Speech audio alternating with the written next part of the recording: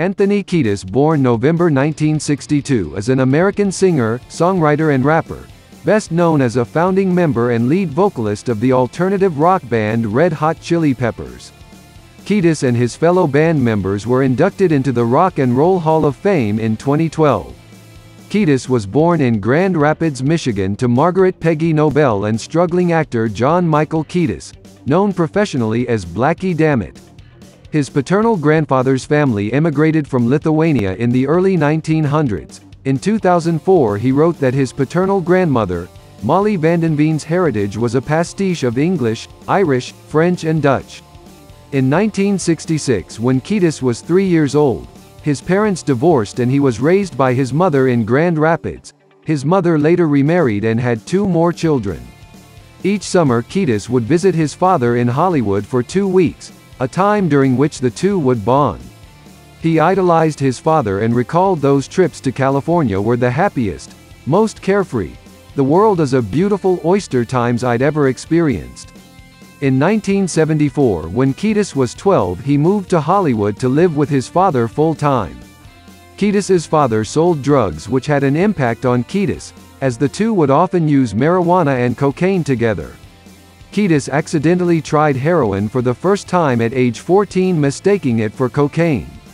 Through his father, Kiedis, who worked under the stage name of Cole Dammit, landed his first acting role appearing as Sylvester Stallone's character's son in the 1978 film Fist. He landed 2 more acting jobs, in an ABC after-school special and an appearance in the film Jokes My Folks Never Told Me. Kiedis attended Fairfax High School in Los Angeles, where he struggled to find friends as he had recently transferred to a new school district. However, he soon met his future bandmate Flea, and after a brief confrontation, the two became best friends and bonded while sitting next to each other in driver's ed class. Kiedis recalled, "We were drawn to each other by the forces of mischief and love, and we became virtually inseparable. We were both social outcasts. We found each other and it turned out to be the longest-lasting friendship of my life." Kiedis became a significant influence on Flea, exposing him to rock music, particularly punk rock. At age 15, while Kiedis and Flea were jumping from a building into a swimming pool, Kiedis missed the pool and broke his back but recovered. At age 15, Kiedis met future bandmate Hillel Slovak after seeing him perform with his band Anthym. After the show, Slovak invited Kiedis to his house for a snack. Slovak, Kiedis and Flea often used LSD, heroin, cocaine and speed recreationally. Kiedis excelled in school, often receiving straight A grades. In June 1980, Kiedis graduated with honors from high school. That August he enrolled at the University of California, Los Angeles to study writing. After Kiedis began working with Flea and drummer Jack Irons, he was described as a manic master of ceremonies before he even began singing for the group.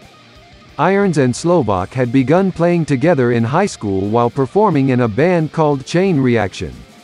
The group included then bassist Tom Strasman and Chilean-born vocalist and guitarist Alan Johannes.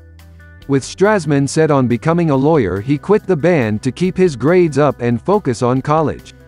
At this point, Flea was brought into the mix. Shortly after hanging out with the band, and attending a few shows, Kiedis was offered a position in the band by Flea. He began as a hype man, going out in front of the band blurting out jokes to the audience and getting them pumped up.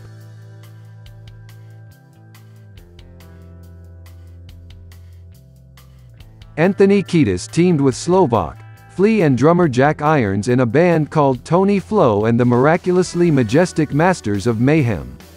They played a song called Out in LA, and were axed by Kiedis' friend Mike Chester to open for his band Mike and Neighbors Voices at the Rhythm Lounge, where they were eventually given a regular spot and changed their name to Red Hot Chili Peppers.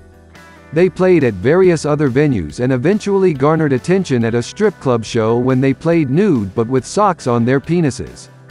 After sending in a demo, they were signed to EMI Records to record their self-titled debut album, but Slovak and Irons soon left to be replaced by Jack Sherman and Cliff Martinez. After their second album Freaky Styley, Irons rejoined the band following Martinez being fired. The third album was a struggle to record due to Kiedis' heroin addiction and lack of motivation. He was temporarily asked to leave to go into rehab, and he quit the drug cold turkey after RHCP won the LA Weekly Band of the Year award. He soon started taking drugs again, which affected his ability to make complete third album The Uplift Mofo Party Plan with the band. In 1988, Slovak died of a heroin overdose and Irons left the band again, unable to cope with the loss, while Kiedis quit drugs again. Dwayne McKnight and D.H. Peligro were added to the band, though McKnight clashed with the other members and was soon replaced by a talented fan called John Frusciante.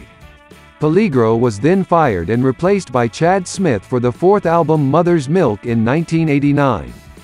They recorded album Blood Sugar Sex Magic in Harry Houdini's old mansion, and it hit number 3 in the Billboard charts. Kiedis wrote Single Under the Bridge about his addiction, and that hit number 2. They embarked on a major tour during which Frusciante felt uncomfortable with the attention and left to be replaced by Eric Marshall. Jane's Addiction guitarist Dave Navarro was added to the band. During recording for the next album, Kiedis struggled with his vocals after becoming addicted to drugs again despite 5 years of being clean. Ahead of the release of their sixth album One Hot Minute in 1995, they recorded a video for Warped which featured Kiedis and Navarro kissing at the end. Warner Brothers wanted to shelve it, fearing it would cause offense to their fans, but they released it anyway and suffered some backlash. Frusciante was invited to rejoin the band, and they subsequently released Californication in 1999. As part of their resulting tour, they closed Woodstock '99, which was notoriously remembered for the out-of-control crowds which resulted in several women getting raped and nearby properties getting looted. In 2004, Kiedis published his autobiography Scar Tissue. In 2008, he organized the festival New American Music Union in Pittsburgh, Pennsylvania. In 2011, he was in the documentary Bob and the Monster, about the life of drug counselor Bob Forrest.